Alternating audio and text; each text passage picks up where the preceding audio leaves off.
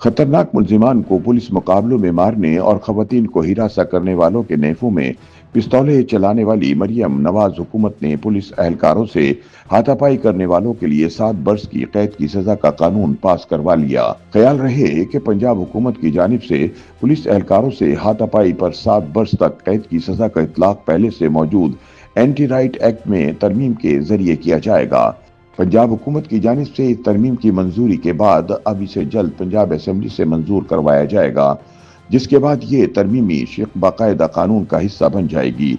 Anti right act में मुजव्वजा तरमीम के बाद पुलिस पर हमला आवर अफराद को 7 बरस तक की कैद और 5 लाख रुपए जुर्माना किया जा सकेगा, जबकि जुर्माना अदा न करने की सूरत में सजा 1 साल तक मजीद बढ़ा दी जाएगी।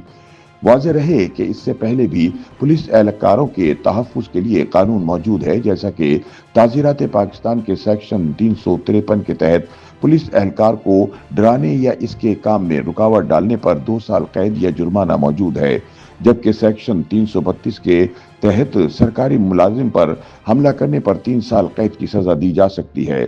इसके अलावा वफाकी प्रोटेक्शन ऑफ पाकिस्तान एक्ट 2014 अफसरान पर हमलों को दहशतगर्दी से जोड़ता है, जिसमें 10 साल कैद तक की सजा देता है। ताहम अब पंजाब हुकूमत ने पुलिस एहलकारों के साथ बिल तखसीस हाथापाई करने पर एंटी राइट एक्ट के तहत 7 साल कैद का कानून मंजूर कर लिया है।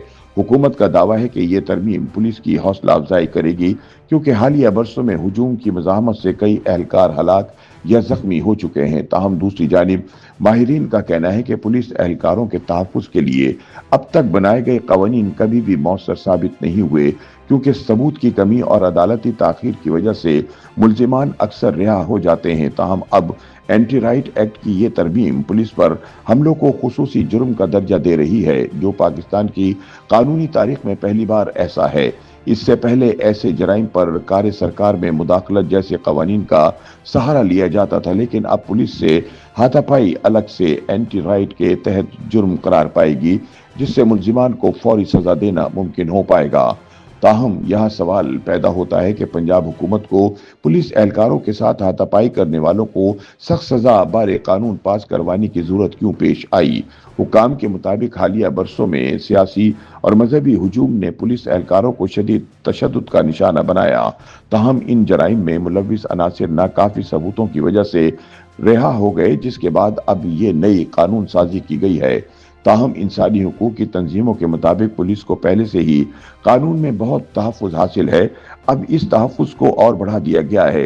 ताहम सज़ा बढ़ाने से इसके गलत इस्तेमाल का खदशा ज़्यादा हो गया है।